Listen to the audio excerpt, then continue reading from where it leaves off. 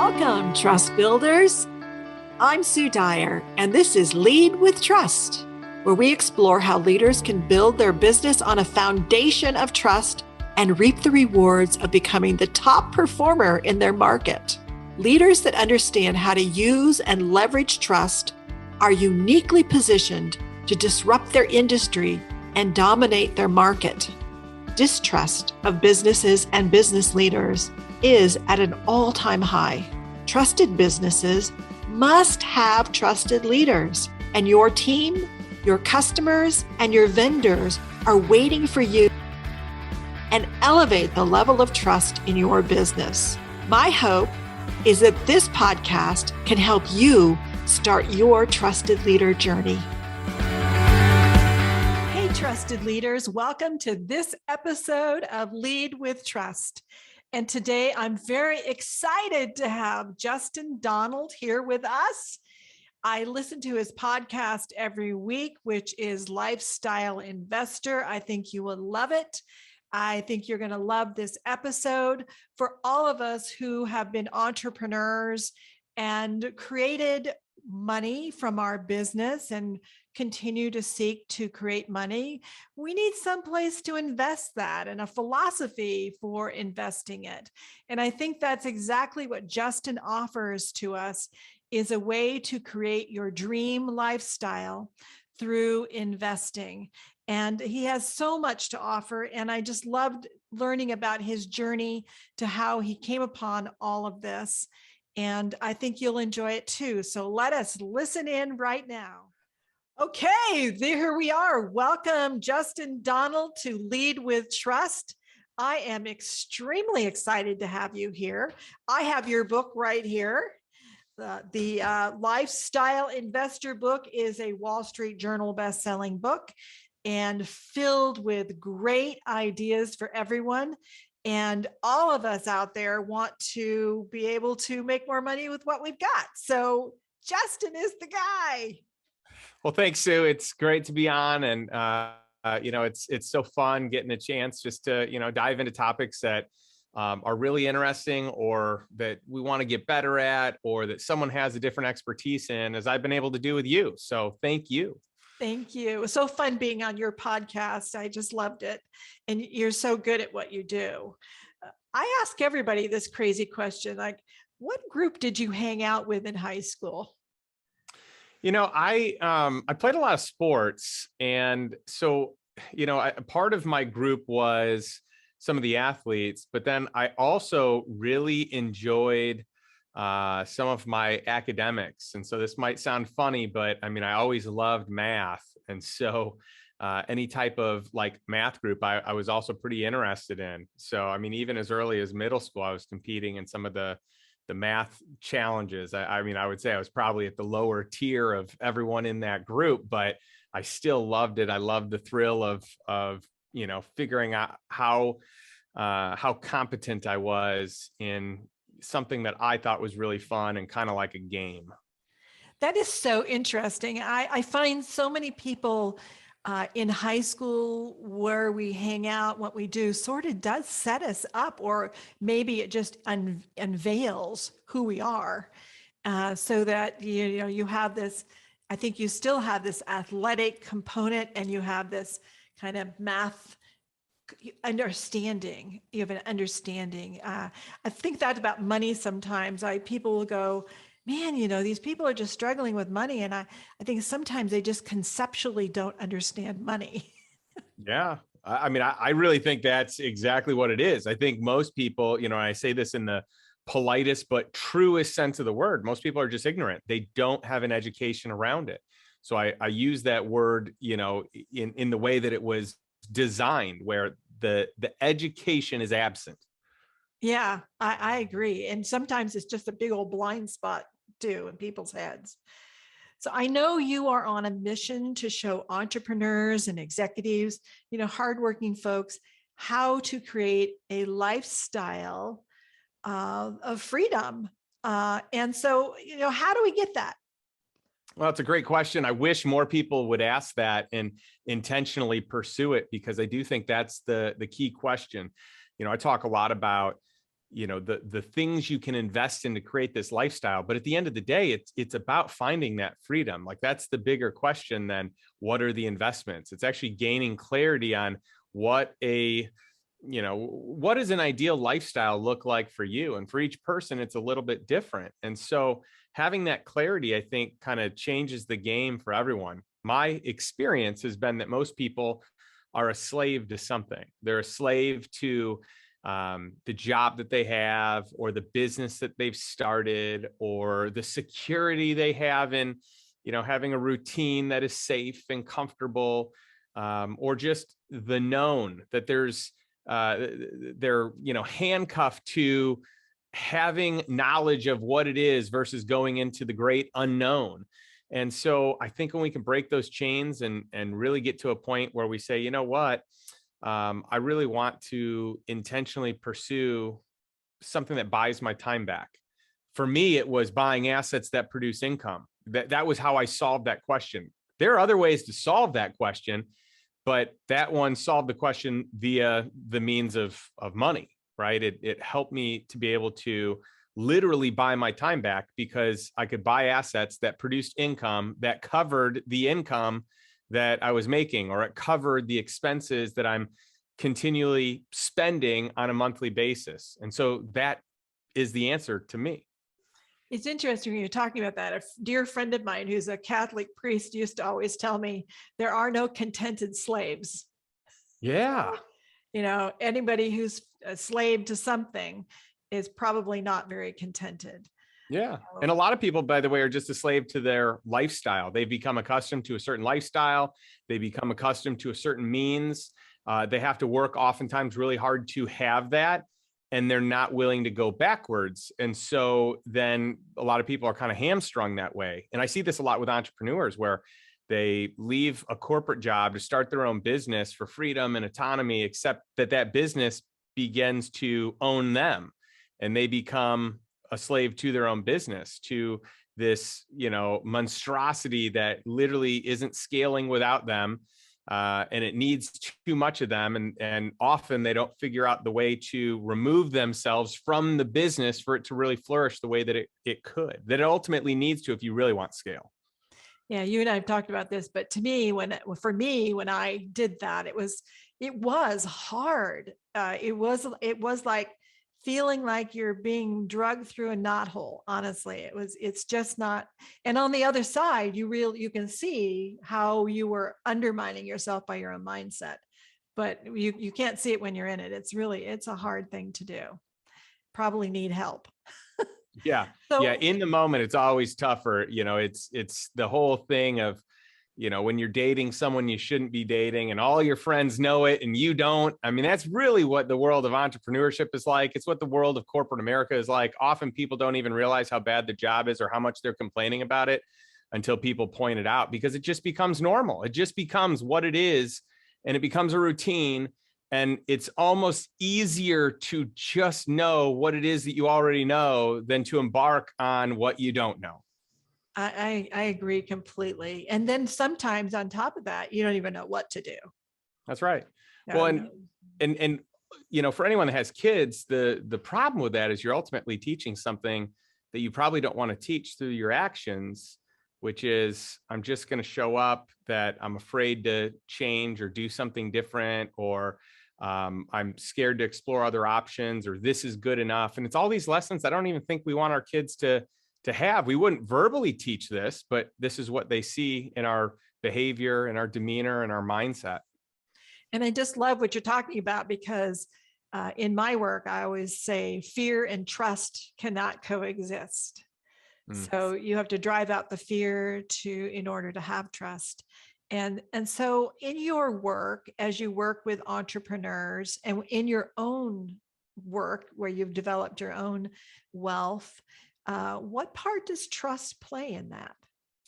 Well, there's a lot of trust that goes into it. I mean, I think first and foremost, you have to trust yourself, and trust, and that it's kind of cliche to say that, but what I mean by it is trust yourself to actually be able to create the plan that what you want out of life.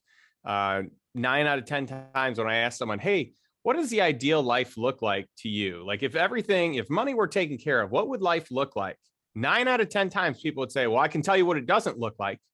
I think most people have no clarity on what they actually want. And so when I say trust yourself, I just mean like trust yourself to like give yourself the time and the space to actually create a compelling vision of the future. What do you really want? And then from there, you can kind of build. But beyond that, I think you need to find people that you can trust as mentors, as peers, people that are playing the game of business or life or investing at a higher level. You need to have trust with sponsors and people syndicating deals. Anyone who's putting a deal together, there needs to be some trust there. So in the world that I live in, trust is so big. And when I have a trusted relationship, I would rather double down there than go to a new relationship that I haven't had a decade of time vetting. And so trust goes a long way for me. Yeah, it really reminds me of in my book, The Trusted Leader, it talks about a trust hierarchy. And the top of it is trusting yourself. The Yeah. second part is trusting interpersonal relationships, which is what you're just talking about, before you can create a trusted team and then a trusted business. So it sounds like you've got it exactly right, in my opinion. Well, I'm glad we're on the same page, and by the way, I figured mine out by trial and error. So I hope other people can learn by just listening to us as opposed to like going through working with partners that are not trustworthy, but not doing a good job of vetting that and having deals not go well because you didn't know how to establish that trust or vet the level of trust or scrutinize the way that you need to scrutinize. So if somebody wanted to create a dream lifestyle, and how would they go about doing that? Is there some steps they can go through?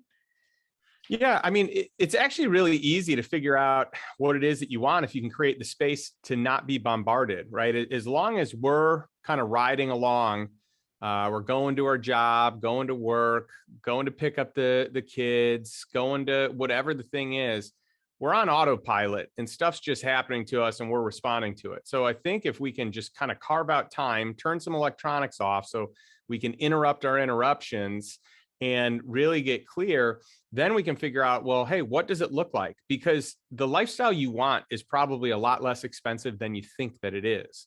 When you look at what does something cost over the course of the year, that's a lot bigger of a number than if you break it down on a monthly basis and say, well, to have this home, on a 30-year mortgage, it's only blank per month versus, shelling out millions of dollars in dollars today, I guess.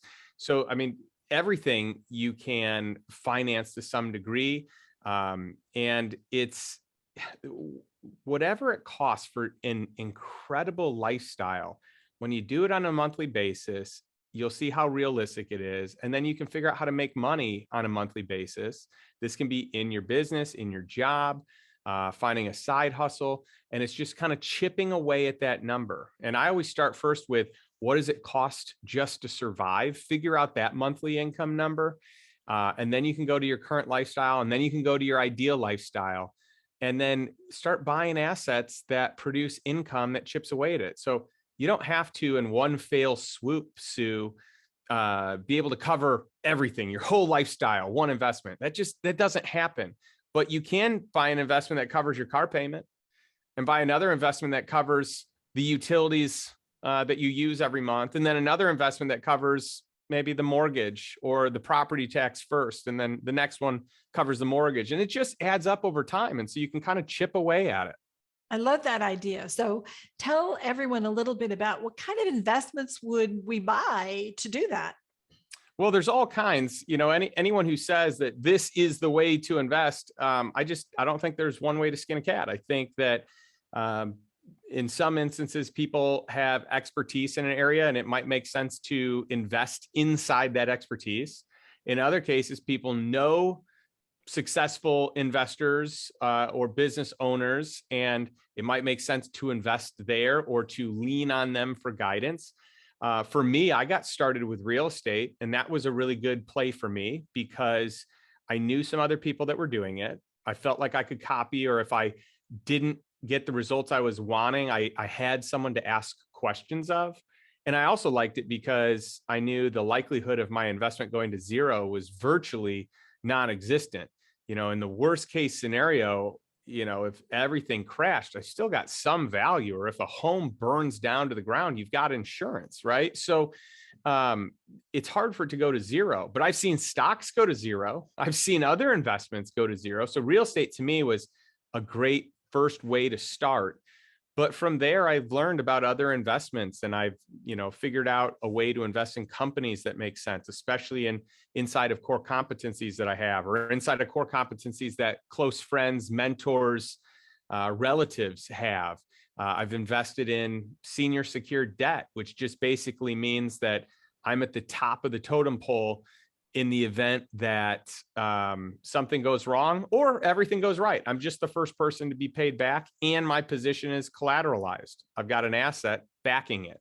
And so there are a lot of ways that you can structure an investment where if everything goes wrong, you don't lose any money, but it'll most likely go fine. It probably won't go perfect. It won't be a home run like the pro forma might say that it's going to be, but it's probably going to be somewhere in the middle there.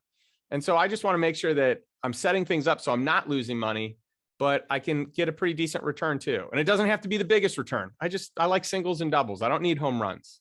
I love the idea of having like a cash flow for the individual things in your life that you need to pay for. I think that seems very bite-sized. I can take that and do something with it.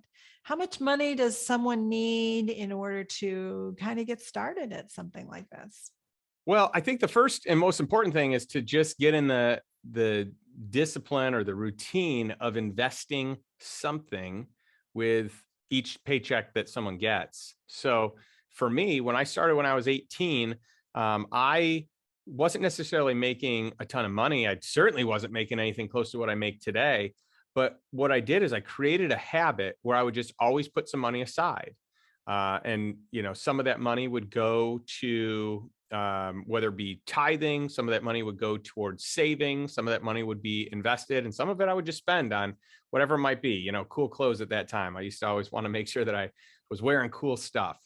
And so, early on, I started working when I was in 7th grade, and I started setting money aside basically with my first paycheck that I ever had. Even in high school, I worked pretty hard, and I was always saving money. I started my first investment, even though my parents didn't really do much investing. I still started my first investment when I was 18 years old. And what was that? I got to know. What was that? I had heard that the best investment, and keep in mind, the mentors around me at this time were very conventional in their investment thesis. And so I just learned that Roth IRAs were the greatest thing, and I should get a Roth. And so I invested in a Roth, and I put a little bit of money away every month to max out that Roth for the year. And I did that for a while until I learned that there were some better strategies. And by the way, I still think a Roth is a great strategy. I think most qualified plans are not.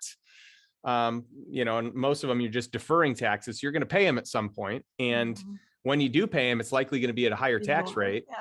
Yeah. And you just have, less deductions down the road as well. You don't have dependents. You don't have mortgage interest. You don't have business income. Whenever you go to retire, you lose your greatest deduction. So to me, I don't want to defer, especially if we're in a low tax environment. I'd rather just pay today and, grow it in some sort of a tax-free vacuum. That makes the most sense to me.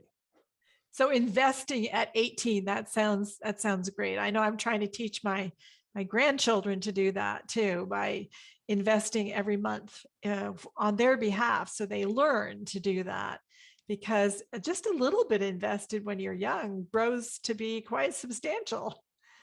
And then you've got some cash to do these other things you're talking about, right? That's right. That's right. So when I say that the dollars at the beginning, they don't matter, it really is a discipline, because the older you get, the more money you're going to make. First of all, based on inflation. Secondly, most contracts are going to have some sort of an incremental step up or increase in salary. If you have a business, you're likely going to grow it each year, even if it's just a little bit. But maybe you don't every year, but over the course of 10 years, you do. So over time, you're just going to make more money. So if you have disciplined the habit of setting money aside to invest, the more money you make, the more you're going to be able to invest. And so even if someone doesn't have a lot today, just go through the motions of doing that. There are platforms out there where you can invest small amounts in real estate. There are platforms out there where you can be a senior secured loan to someone on something. I mean, there's just tons of options, even in a smaller amount. And then maybe when you have a bigger amount, you can actually own the real estate versus a piece of it. You can own the deed outright. That's so exciting. Hi, this is Sue. Sorry to interrupt the episode, but I'm so excited that my new book, The Trusted Leader, is about to launch. And if it's after February 1st, 2022, then it's already out there. And so I'm so excited because for years, I've been asked to help leaders to create a high trust environment. We have worked for 35 years to go in and help leaders through intervening and facilitating the development of high trust teams and businesses. And now I'm teaching leaders how to do this for yourself. And trust is so important because it's really like having your foot on the gas of your business.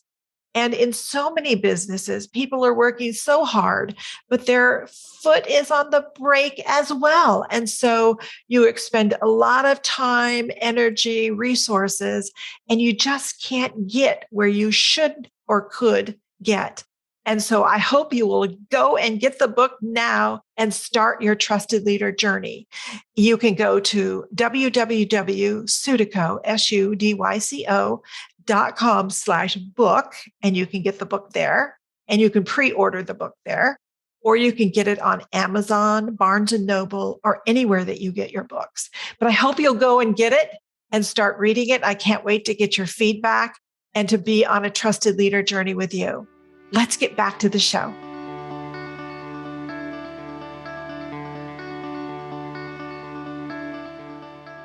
So I want to back up a little bit and go talk a little bit about your journey to figuring this all out and to deciding to write a book, because I don't think you had to write a book, but you decided to. So tell me about that journey. Yeah. So my book was, we could call it a labor of love. I mean, I had one of the things that's really important to me is creating a dreams list. And I add to my dreams list. I made my first dreams list back in 2008, October of 2008. I listened to a talk by Matthew Kelly, and he had just released this book called The Dream Manager. And one of my other friends, Dane Espegard, just released a book called The Dream Machine, which is kind of taking that whole idea to just the next level. And it's this idea of having a dreams list and then just constantly adding to it, but always, finding a way to cross them off. So on my list, I knew I wanted to write a book. At that time, I didn't know what it was about. And over the years, I've had many people say, Justin, you got to write a book on what you're doing, on the investment, thesis, on like just how you're building your wealth. People need to know it. And I kind of just kicked the can down the road for a while. Part of me is like, yeah, maybe someday I will. And part of me is like, I don't know. Do people even care what I have to say? But one of my good friends said, Justin, I'll never forget this. He said, Justin, I've been asking you for a while when you're going to write a book because people need to know this. So I'm just going to ask you a different way. He goes, what if you died and your daughter never learned any of these strategies to investing? And I was like, wow, that one, kind of hit hard and hit home. And so the next day I started writing the book. And so my book, first and foremost, was the motivation was for my daughter. And the first outline was, a very generic outline that I felt like she could follow. It was something simple. It was 10 keys, my 10 criteria. But as I continued adding in, it kind of morphed. And as I added some of the experience that I had coaching my private clients and with people in my investment groups, my investment clubs, my mastermind, it started to kind of get colored in a lot more. And I just had no idea that the demand for this type of education was going to be so great. I mean, this thing took off and, the lifestyle investor was kind of born And it ended up becoming a #1 Wall Street Journal bestseller and USA Today bestseller. And it kind of has a mind of its own. So I'm very humbled and flattered with the success of the book. And quick shout out to an organization that I love. Their name is Love Justice International, and all the proceeds from my book go to supporting Love Justice International, which is a foundation dedicated to basically stop sex slavery and human trafficking. So it's just an incredible group in 22 countries around the world doing great work. And it's a way that I can support human life freedom with the dollars that the book creates, but then I can help people with their financial freedom with the education. Well, first, just congratulations on your best-selling book. And I do think that there's a tremendous need for it, particularly with this big wave of entrepreneurship that's emerging, continuing to emerge. And people are hopefully going to use their dollars to build a lifestyle for themselves through building some wealth. And kudos too for giving back, because I'm a big believer in that. I probably do more of that than my husband would like, but I'm a big believer in supporting the causes that support what you believe in. And yeah, we got to do that. I know on the trust barometer that's created by Edelman every year. This year was the first year that the trust in government, particularly in the United States, was lower than the trust in business. And it went on to say that they believe that the government can't fix the things. They believe leaders will have to do it. Business leaders will have to do it. So all the entrepreneurs that are up and coming, they're like the future. They really are. And so the more that they can be solid, I think that'll be phenomenal. And those concepts, can you imagine if government ran that way? Yeah. I mean, there's no doubt that what is going to solve our problems is not more government. What is going to solve our problems is more businesses that find a way, that have a motivation to solve the problem, businesses that, have great leaders and thinkers, and not just ideas, but people to carry out the idea. There's just no doubt that the vast majority of solutions are going to come from, just entrepreneurship in general, capitalism. Well, I just love business. I mean, some people ask me, what's your hobby? And I say, well, it's business. I just love business. I think it's one of the most, if maybe not the most creative force in the world.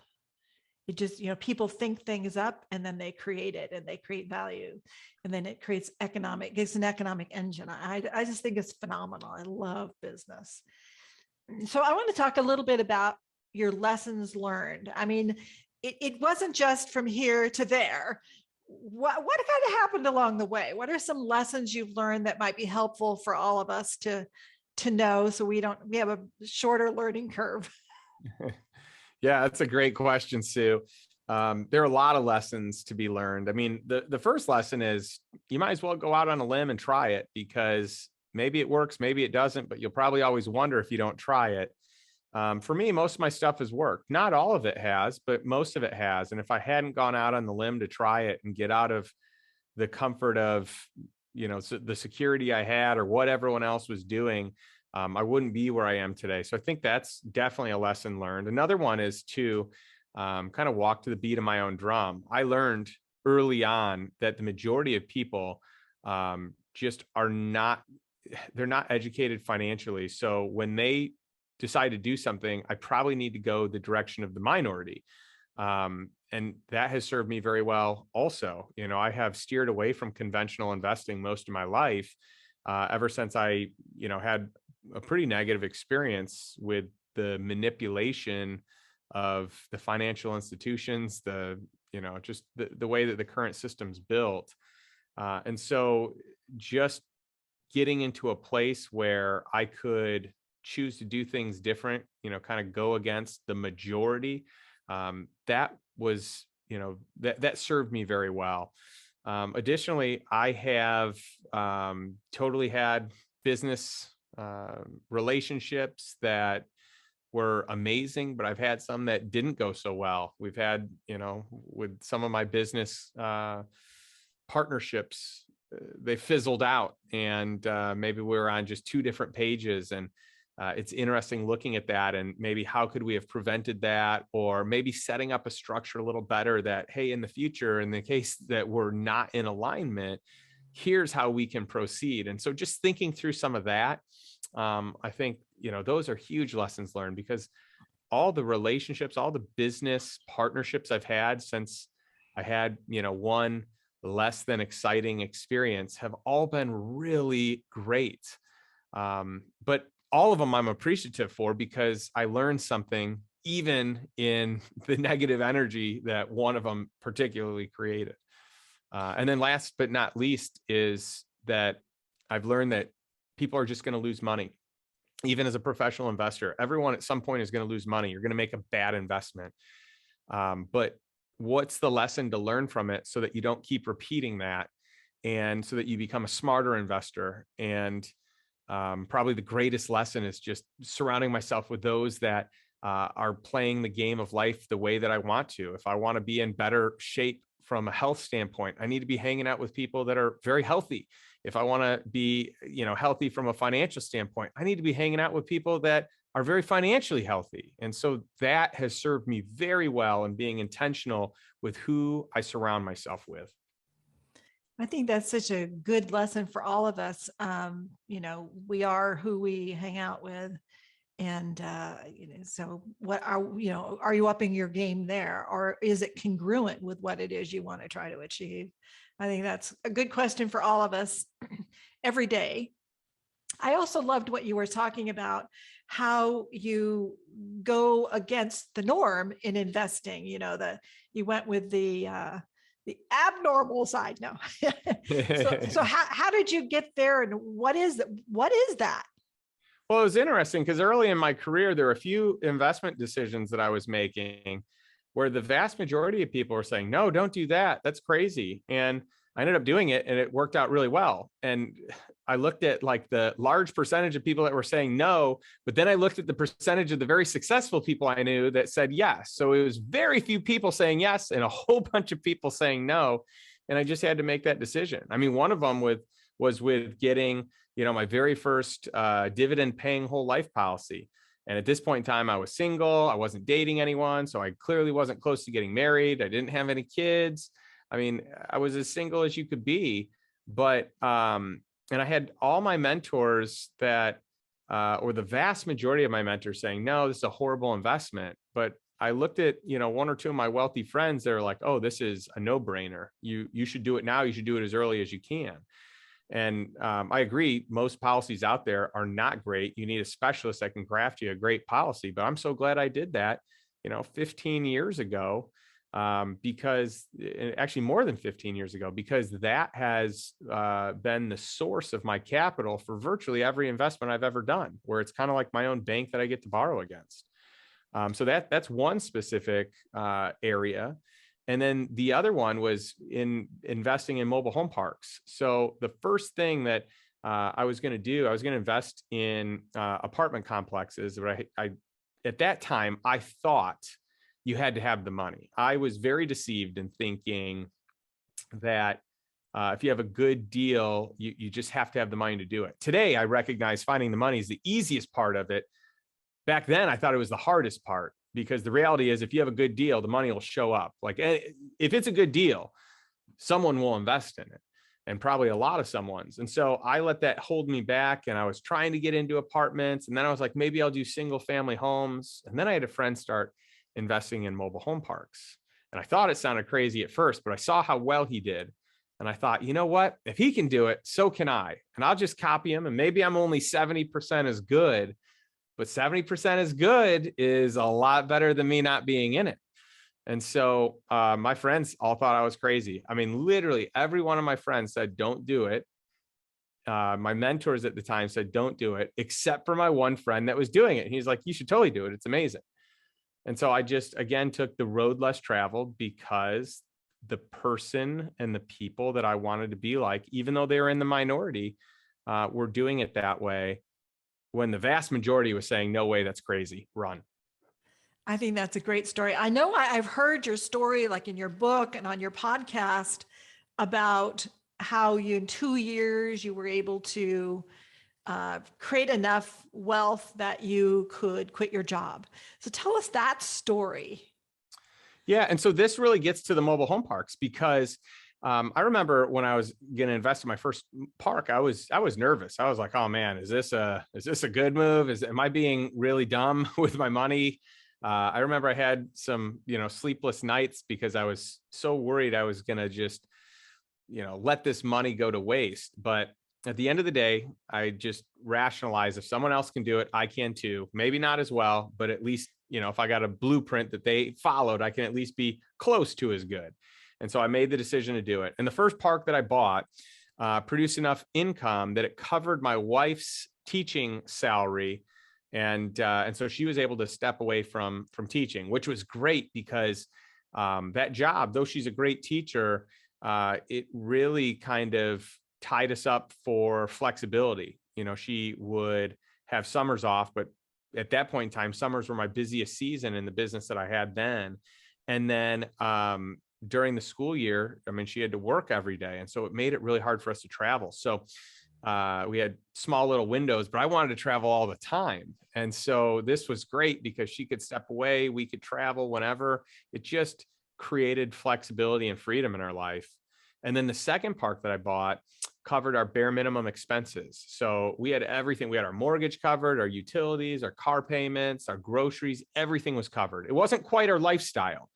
So that didn't include like vacations and eating out, but it covered everything to survive. So I knew if I lost my job or my business imploded, we would be fine.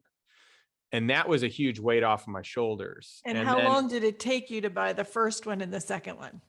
So I started looking, I basically started looking about 6 months prior to when I closed on that property.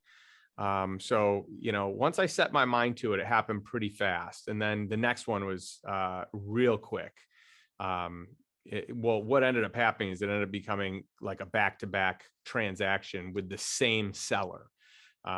So that was a real nice situation. And then the next property we bought covered our lifestyle income. And then that was cool because then we could, not skip a beat. We could live life as we were, and we just knew everything was covered. And then from there, everything else that, we ever bought was surplus income that could either go towards enhancing our lifestyle, or it could go towards making other investments that could create more, cash flow in the future. I think that's so awesome. Congratulations on that. I think that's just Thanks. great. I do think that a lot of people have a lot of fear around investing. They don't know. It's confusing. Like you said, some people say no, people say yes. And so how does a person make a decision to move forward? Or how do they get advice on what to invest in when there's so much rigor, there's just so much talk about it and they're the opposites. Yeah, I think you have to be careful with investing. And, in the last 10 years, everyone has been a genius because almost everything has worked out. If you lost money in the last 10 years, you had to be really bad at what you're doing or just like super unlucky. It has been hard to lose money with all the dollars that are being pumped into our system. So just because someone's done well the last 10 years doesn't mean they're good at it. You really have to look, a decade before that, maybe even 2 decades before that. So when I am looking at finding, the key is you find people that have a track record that can either teach you how to do it, or that can become a peer that you invest or learn with. So either a coach, mentor, or a peer. And hopefully the peer is someone that is pulling you up, not pulling you down. And so I just think you got to be intentional with who those relationships are. And you want to do your homework and learn how to actually vet a deal, find the deals other smart investors are investing in, find out why they're investing in them, find out what the track record is. Have they been successful for more than 10 years? That's really important to me. the season that I was in when I was investing, I started getting into alternative investments about 15 years ago. So I've been investing for about 22, 23 years. And there are ebbs and flows of just, different economies, different patterns, different industries that were on the uptick. And it's been different, 15 years ago is different than today.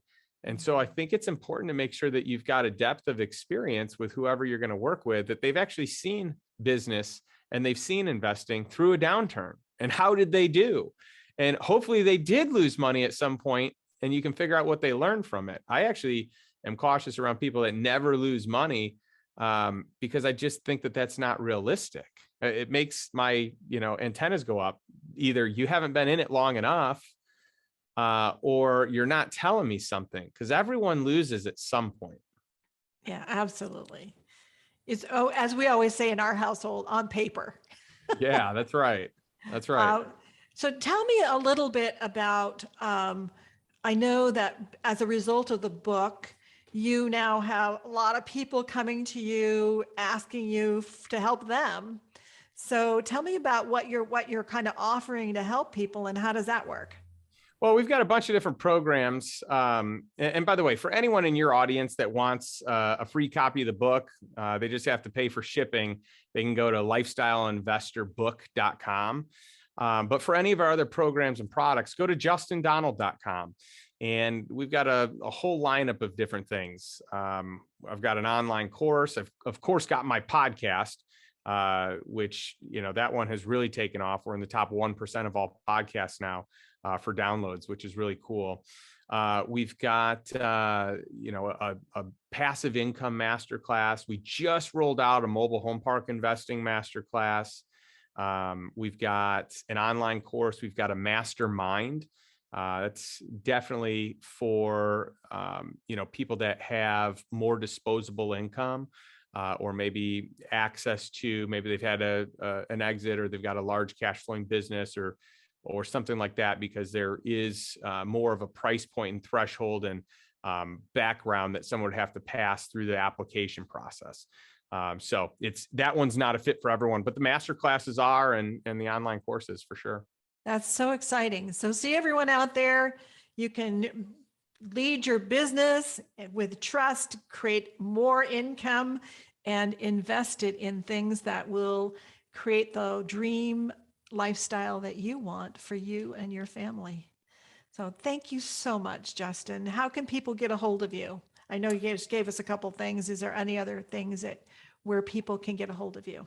Yeah, you can look me up on social media. Probably the best place, though, is to just go to justindonald.com. And, there's a contact form. You can sign up for anything that's there. If you are looking to do, the mastermind, there is an application process and a bit of a wait list. So, but everything else is a little bit more on demand. And I've got a blog that's totally free as well. Perfect. So exciting. I'm so excited that you're doing this work, because I think there's so many people out there working really hard and really not knowing what to do with their money. So, well, thanks for having me on, Sue. This has been a lot of fun. And I just love to teach people the things that I've learned, and hopefully they can do it faster and with less mistakes. Well, I don't think that's possible, but hopefully. Thank you so much, Justin, for being here. And blessings to you and your family. And thanks for sharing all your wealth of knowledge. Thanks, Sue. Great to be here. Take care. Hey, I hope you enjoyed today's episode of Lead with Trust, and that wherever you're listening to this podcast, you will subscribe. And if you enjoyed this episode, send it to someone who you think can really use this message that you got today. And also, please leave us a review. Your honest review wherever you listen to your podcasts would be much appreciated. And of course, the more reviews we get, the better they are, the better for the podcast. I'm truly on a mission to get more and more people to understand that trust is the essential element. So I hope you'll be part of that. This show really exists to help you, leaders, to build your business on a foundation of trust so that you can reap the rewards of becoming that top performer in your market. I see over and over where no one can possibly reach the levels of those people that understand how to build a high trust culture in their business.